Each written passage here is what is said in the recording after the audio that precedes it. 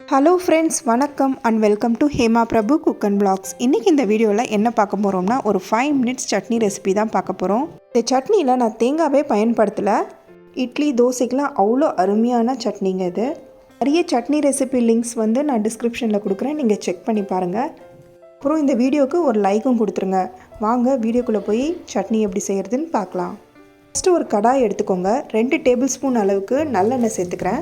Medium size வெங்காயம் வந்து நான் ஒன்றும் அதிகமாக கட் பண்ணி சேர்த்துக்கிறேன். பச்சை மிளகா வந்து என்கிட்ட ரொம்ப காரமான பச்சை மிளகா தான் இருக்குது, அதனால் ஒரே ஒரு பச்சை மிளகா சேர்க்குறேன். பூண்டு வந்து ஒரு 5 பல் அளவுக்கு சின்ன பல்லாக தான் இருக்குது என்கிட்ட, அதனால் 5 பல் சேர்த்துக்கிறேன். நல்லா வதக்கி விட்டுக்கலாம்.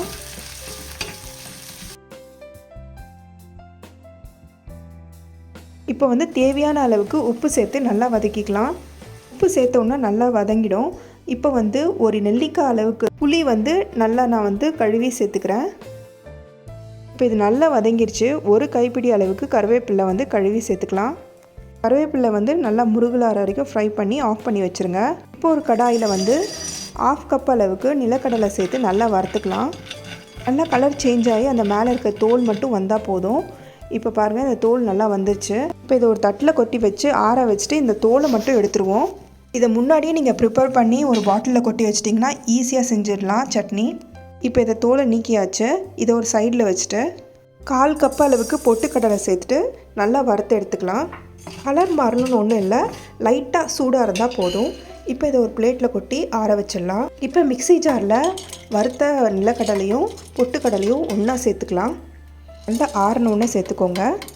1/4 கப் அளவுக்கு தண்ணி சேர்த்து நல்லா மெய்யாக அரைச்சிட்டு வந்துடுவோம். இப்போ இது நல்லா அரைப்பட்டுருச்சு. இப்போ வந்து நம்ம வந்து வதக்கி வச்சுருந்தோம்லங்க மசாலா, அது நல்லா ஆறி இருக்கும்.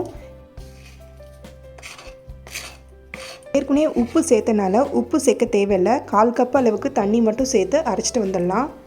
இப்போ இதை நல்லா அரைச்சாச்சு. இப்போ இதில் தாளிப்பு சேர்த்துடலாம். தாளிப்புக்கு எண்ணெய் விட்டு கடுகு, சீரகம், உளுத்தம்பருப்பு, அப்புறம் கொஞ்சம் பெருங்காயம் தட்டிக்கலாம். காஞ்ச மிளகாய் சேர்த்து நான் இப்போ தாளித்து சேர்த்துக்கிறேன்.